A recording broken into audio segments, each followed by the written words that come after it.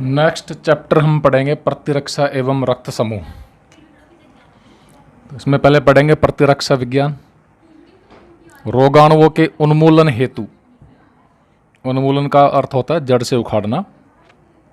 रोगाणुओं के उन्मूलन हेतु शरीर में होने वाली क्रियाओं तथा उनसे संबंधित तंत्र का अध्ययन विज्ञान की जिस शाखा में करते हैं, साइंस की जिस ब्रांच में करते हैं, उसे कहते हैं प्रतिरक्षा विज्ञान। प्रतिरक्षात्मक अंग, शरीर के प्रतिरक्षात्मक अंग जो प्रतिरक्षा में भाग लेते हैं, जिनसे प्रतिरक्षा क्रिया संपन्न होती है, कौन कौन से हैं? एक तो अस्थि मज्जा, बोन मेरो, लिम्फ नोड, लसिका पर्व, थाइमस, यकृत आदि, लीवर आदि। तो प्रतिरक्षा क्या होती है? शरीर में उपस्थित रोगाणु उन्मूलन हेतु प्रतिरोधक क्षमता प्रतिरक्षा कहलाती है। शरीर में रोगाणुओं से लड़ने की जो क्षमता होती है उसे कहते हैं उस प्रतिरोधक क्षमता को कहते हैं प्रतिरक्षा। शरीर में दो प्रकार की प्रतिरक्षा विधियां काम करती हैं। दो प्रकार की प्रतिरक्षा विधियां हैं। एक तो स्वाभाविक या सामान्य या अनिर्दिष्ट प्रतिरक्षा। यह प्रतिरक्षा किसी विशेष रोगाणुओं से विशिष्ट रूप से रक्षा प्रदान नहीं करती, बल्कि यह सभी रोगाणुओं के लिए कॉमन होती है। कोई भी रोगाणु आएगा उसके विरुद्ध सुरक्षा प्रदान करने की कोशिश करेगी। तो यह प्रतिरक्षा किसी विशेष रोगाणु से विशिष्ट रूप से रक्षा प्रदान नहीं करती, बल्कि यह सभी रोगाणुओं या प्रतिजनों के विरुद्ध कॉमन रूप से समान तरीके से कार्य करती है। स्वाभाविक प्रतिरक्षा के लिए निम्न कारक सहायक हैं। स्वाभाविक प्रतिरक्षा में कौन कौन से कारक सहायक होते हैं? एक तो भौतिक अवरोधक, जैसे त्वचा भी रोगाणु से रक्षा करती है। शरीर पर यदि त्वचा नहीं हो तो दुनिया भर के रोगाणु शरीर में प्रवेश कर जाएंगे और रोग पैदा करेंगे। नासिका छिद्रों तथा अन्य अंगों में पाए जाने वाले पक्षमाभ व कसाव, श्लेष्म उपकला आदि, ये भौतिक अवरोधक हैं, फिजिकल बैरियर हैं। उसके बाद है रासायनिक अवरोधक, जैसे आमाशय में पाया जाता है हाइड्रोक्लोरिक अम्ल। आमाशय में पाए जाने वाले अम्ल, आमाशय व योनिक अम्लीय वातावरण, त्वचा पर पाए जाने वाले रासायनिक तत्व, विभिन्न देह तरलों में पाए जाने वाले रासायनिक तत्व जैसे लार, अश्रु व पसीना, ये सब क्या है? रोगाणुओं से या एंटीजन से सुरक्षा प्रदान करते हैं, रासायनिक अवरोधक हैं ये। उसके बाद है कोशिकीय अवरोधक। बक्सकाणु क्रिया में, फेगोसाइटिक एक्शन में सक्षम कोशिकाएं जैसे मैक्रोफेज, मोनोसाइट, न्यूट्रोफिल, ये रोगाणु का भक्षण करने वाली कोशिकाएं होती हैं, उसको खा जाती हैं। कौन कौन सी हैं? मैक्रोफेज, मोनोसाइट, न्यूट्रोफिल आदि। और इसके साथ ही साइटोटॉक्सिक कोशिकाएं जैसे प्राकृतिक मारक कोशिका, नेचुरल किलर सेल। तो ये है कोशिकीय अवरोधक। नंबर 4 है ज्वर, सूजन आदि, इनसे भी प्रतिरक्षा होती है। तो ये है स्वाभाविक या सामान्य या अनिर्दिष्ट प्रतिरक्षा, जो सभी रोगाणुओं से कॉमन रूप से रक्षा करने की कोशिश करती है। दूसरी है उपार्जित प्रतिरक्षा विधि या अनुकूली या विशिष्ट प्रतिरक्षा। उपार्जित, अनुकूली या विशिष्ट प्रतिरक्षा। इस प्रकार की प्रतिरक्षा में एक पोषक किसी विशेष सूक्ष्म जीव अथवा बाह्य पदार्थ के प्रति अत्यंत विशिष्ट प्रघात करता है। इस प्रतिरक्षा में प्रतिरक्षियों का निर्माण किया जाता है। तो इस प्रकार की प्रतिरक्षा में जैसे कोई पोषक है, जैसे कोई व्यक्ति या कोई जीव जिसमें कोई रोगाणु या सूक्ष्म जीव या कोई बाह्य पदार्थ जैसे ही प्रवेश करेगा तो उसको नष्ट करने के लिए, उससे रक्षा करने के लिए अत्यंत विशेष प्रकार से उस पर अटैक किया जाएगा, प्रघात किया जाएगा। विशेष प्रकार की प्रतिरक्षा विधि से उससे लड़ाई की जाएगी। तो ये है उपार्जित या प्रतिरक्षा विधि। इसमें क्या होता है, प्रतिरक्षियों का निर्माण किया जाता है, एंटीबॉडी बनाई जाती है और ये एंटीबॉडी, ये प्रतिरक्षी एंटीजन या प्रतिजन के साथ विशिष्ट प्रकार की अभिक्रिया करते हैं। इन अभिक्रियाओं के कारण कोशिका माध्यित प्रतिरक्षा, सेल मीडिएटेड इम्यूनिटी सक्रिय होती है, एक्टिवेट होती है। इन सब के परिणाम स्वरूप शरीर में प्रतिजन का उन्मूलन किया जाता है। विशिष्ट प्रतिरक्षा दो प्रकार की होती है। एक तो सक्रिय प्रतिरक्षा, ऐसी प्रतिरक्षा जिसमें शरीर प्रतिजन के विरुद्ध स्वयं एंटीबॉडियों का निर्माण करता है, स्वयं प्रतिरक्षियों का निर्माण करता है। यह प्रतिरक्षा केवल उस विशिष्ट प्रतिजन के लिए ही होती है जिसके विरुद्ध एंटीबॉडी या प्रतिरक्षी का निर्माण होता है। तो सक्रिय में क्या होता है, शरीर एंटीजन के विरुद्ध या प्रतिजन के विरुद्ध स्वयं ही प्रतिरक्षियों का निर्माण करता है और ये केवल खास एंटीजन के लिए होती है जिसके लिए एंटीबॉडी बनती है, प्रतिरक्षी बनती है। निष्क्रिय प्रतिरक्षा, इस प्रकार की प्रतिरक्षा में शरीर में किसी विशेष प्रतिजन के विरुद्ध बाहर से विशिष्ट एंटीबॉडी या प्रतिरक्षी प्रविष्ट कराए जाते हैं। सक्रिय में तो शरीर स्वयं एंटीबॉडी बनाता है, स्वयं प्रतिरक्षी का निर्माण करता है। निष्क्रिय प्रतिरक्षा में शरीर में विशेष प्रकार की एंटीबॉडी या प्रतिरक्षी प्रविष्ट कराए जाते हैं। तो इस प्रतिरक्षा में शरीर द्वारा प्रतिरक्षी का निर्माण नहीं किया जाता। तो इसमें बाहर से एंटीबॉडी शरीर में प्रविष्ट कराए जाते हैं। कैसे? टीके लगाकर, डिप्थीरिया का टीका, टिटनेस के टीके, पोलियो की खुराक, पोलियो वैक्सीन। उसके बाद नेक्स्ट है एंटीजन व एंटीबॉडी क्या होते हैं, जिनके बारे में हम पढ़ते आ रहे हैं। प्रतिजन व प्रतिरक्षी, एंटीजन व एंटीबॉडी। एंटीजन क्या होते हैं, प्रतिजन क्या होते हैं? शरीर में प्रवेश करने वाले रोगाणु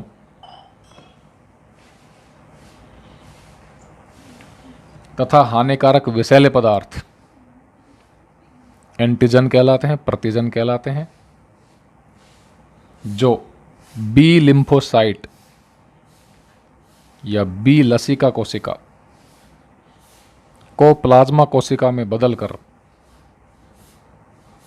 एंटीबॉडी उत्पादन के लिए प्रेरित करते हैं, अर्थात एंटीजन एंटीबॉडी निर्माण के उद्दीपक होते हैं। तो कोई भी हानिकारक पदार्थ या विषैला पदार्थ या रोगाणु, सूक्ष्मजीव, जो भी शरीर के लिए हानिकारक है, वो सब कहलाते हैं एंटीजन। बी लिम्फोसाइट कोशिका को प्लाज्मा कोशिका में बदलकर एंटीबॉडी निर्माण के लिए प्रेरित करते हैं। एंटीजन का अणुभार होता है 6000 डाल्टन या अधिक। एंटीजन की नेचर क्या होती है या केमिकल कंपोजिशन क्या होता है, रासायनिक संगठन क्या होता है? ये प्रोटीन के हो सकते हैं, पॉलीसैकेराइड यानी कार्बोहाइड्रेट के बने हो सकते हैं, लिपिड या वसा के हो सकते हैं, न्यूक्लिक अम्ल के रूप में हो सकते हैं, किसी भी प्रकार के हो सकते हैं। कभी कभी शरीर के अंदर के पदार्थ या कोशिकाएं भी एंटीजन के रूप में कार्य कर सकती हैं, जैसे कैंसर ग्रसित या वायरस संक्रमित कोशिकाएं। और शरीर में प्रवेश करने के पश्चात एंटीजन का सामना सबसे पहले किससे होगा? स्वाभाविक या प्राकृतिक प्रतिरक्षी विधियों से होता है। उसके पश्चात एंटीजन से या एंटीजन विशिष्ट प्रतिरक्षा विधि को सक्रिय करता है। तो पहले तो स्वाभाविक प्रतिरक्षा एक्टिवेट होती है, उसके पश्चात विशिष्ट प्रतिरक्षा एक्टिवेट होती है। तो एंटीजन विशिष्ट एंटीबॉडी से जुड़कर एंटीजन एंटीबॉडी प्रतिक्रिया संपादित करते हैं। एंटीजन संपूर्ण अणु के रूप में एंटीबॉडी से क्रिया नहीं करता। एंटीजन पूरा का पूरा या पूरे अणु के रूप में एंटीबॉडी से क्रिया नहीं करता, बल्कि इसका एक पार्ट, बल्कि इसके कुछ विशिष्ट अंश ही एंटीबॉडी से जुड़ते हैं। इन अंशों को एंटीजनी निर्धारक या एपिटोप कहा जाता है। तो एपिटोप क्या होते हैं? कि एंटीजन का विशिष्ट पार्ट, एंटीजन का एक विशिष्ट अंश जो एंटीबॉडी से जुड़ता है, एंटीजनी निर्धारक या एपिटोप कहा जाता है। जैसे ये कोई एंटीजन है, तो ये पूरा का पूरा एंटीजन, ये जैसे एंटीबॉडी है, पूरा का पूरा अणु एंटीबॉडी से नहीं जुड़ता, इसका केवल एक पार्ट, विशेष प्रकार की स्ट्रक्चर होती है, और विशेष प्रकार की स्ट्रक्चर वाला एंटीबॉडी ही इससे क्रिया कर सकता है, जुड़ सकता है। तो विशेष प्रकार की संरचना वाले एंटीजन के लिए विशेष प्रकार की संरचना वाले एंटीबॉडी होते हैं। जैसे विशेष ताले को विशेष चाबी ही खोल सकती है। तो प्रतिजन का पूरा हिस्सा एंटीबॉडी से नहीं जुड़ता, एक पार्ट ही जुड़ता है, उस पार्ट को कहा जाता है एपिटोप। प्रोटीन में लगभग 6 से 8 अमीनो अम्लों की एक श्रृंखला एंटीजनी निर्धारक या एपिटोप के रूप में कार्य करती है, और एक प्रोटीन में कई एंटीजनी निर्धारक हो सकते हैं। एक प्रोटीन में उपस्थित एंटीजनी निर्धारकों या एपिटोप्स की संख्या एंटीजन की संयोजकता कहलाती है, कि कोई एंटीजन कितनी एंटीबॉडी से जुड़ सकता है। अधिकांश जीवाणुओं में एंटीजनी संयोजकता 100 या अधिक होती है। तो जैसे ये एंटीजन है, इस पर एंटीजनी निर्धारक कितने हैं? मान लिया 1 2 3 4 5, तो इस पर 5 एंटीबॉडी जुड़ सकते हैं। तो ये है एंटीजन निर्धारक या इनकी एंटीजन की संयोजकता। तो यहाँ संयोजकता कितनी हो जाएगी? 5। वैसे कितनी होती है? 100 या अधिक तक होती है। ये तो वैसे समझाने के लिए दिखा दिया। विशिष्ट प्रतिरक्षा में एंटीजन के विनाश की क्रियाविधि 4 चरणों में संपादित होती है। नंबर फर्स्ट, आंतरिक व बाह्य एंटीजन में विभेद करना। पहले पहचान की जाती है कि आंतरिक एंटीजन है या बाहर से आने वाले एंटीजन है, आंतरिक शत्रु है या बाह्य शत्रु है। बाह्य एंटीजन पर उपस्थित एंटीजनी निर्धारकों, बाह्य एंटीजन पर कितने एंटीजनी निर्धारक हैं या एपिटोप्स की संरचना के अनुसार बी लिम्फोसाइट कोशिकाओं द्वारा प्लाज्मा कोशिकाओं का निर्माण किया जाएगा। नंबर 3 क्या है? प्लाज्मा कोशिकाओं द्वारा विशिष्ट एंटीबॉडीज या प्रतिरक्षियों का निर्माण।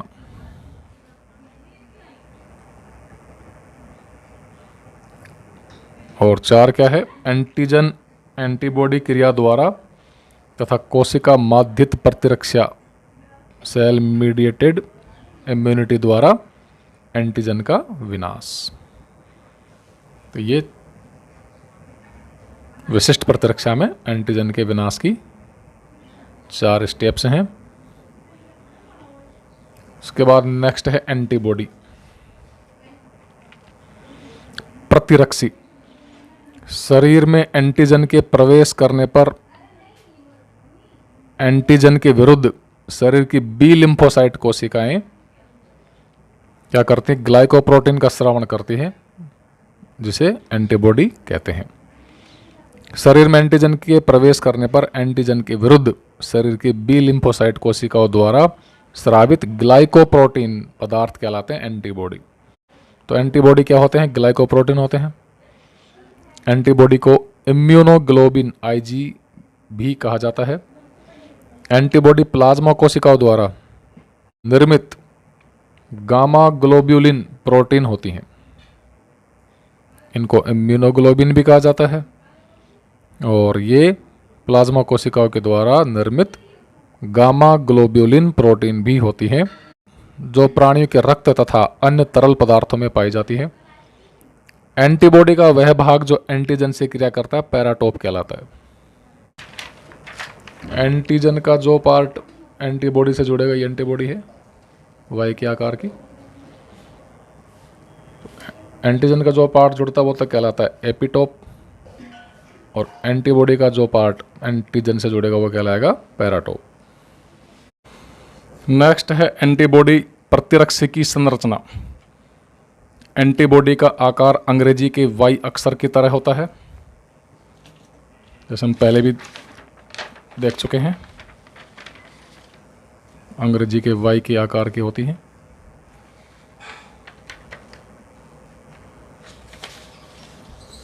यह 4 संरचनात्मक इकाइयों से मिलकर बनी होती है। इसमें 2 भारी व बड़ी और 2 हल्की व छोटी पॉलीपेप्टाइड श्रृंखलाएं होती हैं। भारी श्रृंखला हैवी H और हल्की वाले को लाइट यानी L से शो कर रहे हैं।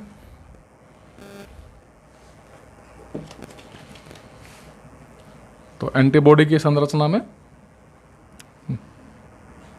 2 पॉलीपेप्टाइड श्रृंखला होती है, एक तो बड़ी और भारी, दूसरी हल्की और छोटी।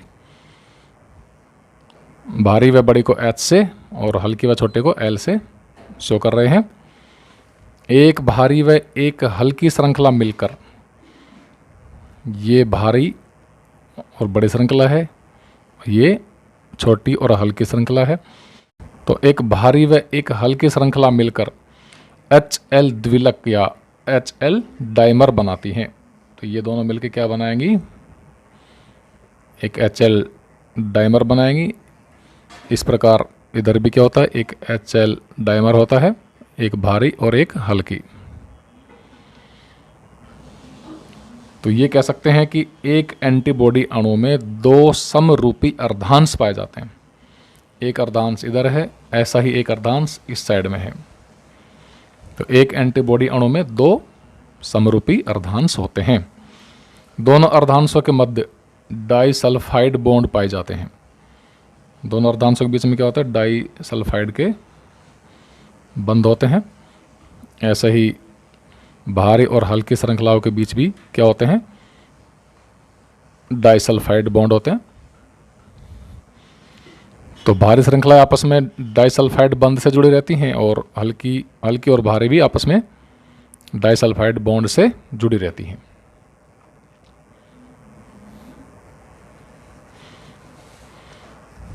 तो दोनों अर्धांशों के मध्य डाइसल्फाइड बंध पाए जाते हैं। इसी प्रकार प्रत्येक अर्धांश में हैवी और भारी और हल्की श्रृंखलाएं भी डाइसल्फाइड बंध द्वारा जुड़ी रहती हैं। प्रत्येक भारी श्रृंखला 440 एमिनो अम्लों की बनी होती है और प्रत्येक हल्की श्रृंखला 220 अमीनो अम्लों की बनी होती है। भारी पॉलीपेप्टाइड श्रृंखला पर कार्बोहाइड्रेट श्रृंखला जुड़ी होती है। तो प्रत्येक भारी व हल्की श्रृंखला 2 भागों में विभक्त होती है, अस्थिर भाग और स्थिर भाग। हल्की और भारी दोनों श्रृंखलाएं कैसी होती हैं? 2 भागों में बटी होती हैं। दोनों में एक तो अस्थिर भाग होता है, दूसरा स्थिर भाग होता है। जैसे लाइट यानी हल्की श्रृंखला का ये वेरिएबल पोर्शन है, चलायमान पार्ट है, और ये क्या है? अस्थिर, ये स्थिर भाग है और ये क्या है, अस्थिर भाग। अस्थिर या चलायमान वेरिएबल और ये कांस्टेंट या स्थिर पार्ट। ऐसे ही हैवी श्रृंखला में भी वेरिएबल पार्ट होते हैं और कांस्टेंट पार्ट होते हैं। तो वाई आकार की जो भारी श्रृंखलाएं हैं उनकी दोनों भुजाएं कैसे होती हैं, ये चलायमान होती हैं इस प्रकार से, और नीचे वाली भुजा स्थिर होती है, कांस्टेंट होती है। तो अस्थिर भाग, यह भाग प्रतिजन से क्रिया करता है।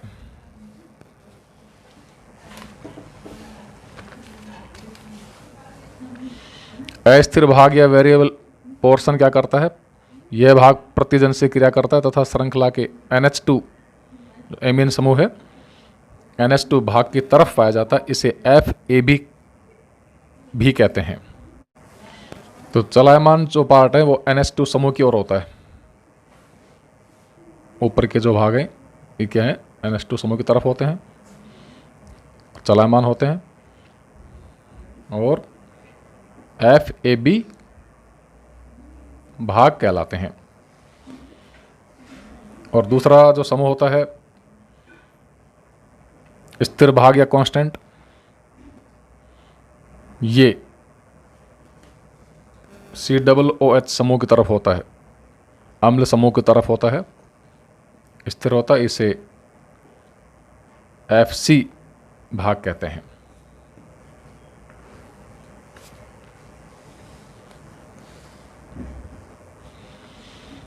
तो स्थिर भाग या कांस्टेंट पोर्शन यह भाग श्रृंखला के COOH या अम्ल समूह की तरफ होता है तथा FC भाग कहलाता है। प्रतिरक्षी के पुच्छीय भाग टेल पोर्शन को स्थिर भाग कहते हैं। अधिकतर प्रतिरक्षियों के वायु स्वरूप में दोनों भुजाओं के उद्गम स्थल लचीले होते हैं।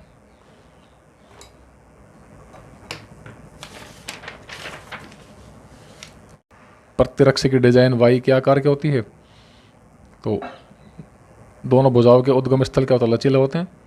तो ये आप गति कर सकते हैं एंटीजन को पकड़ने के लिए। तो अधिकतर प्रतिरक्षियों के वायु स्वरूप में दोनों भुजाओं के उद्गम स्थल लचीले होते हैं, जो कब्जे अथवा हिंज कहलाते हैं। लचीले होने के कारण प्रतिरक्षी के अस्थिर भाग को प्रतिजन के छोटे बड़े अणु समाहित कर अभिक्रिया करने में मदद करते हैं।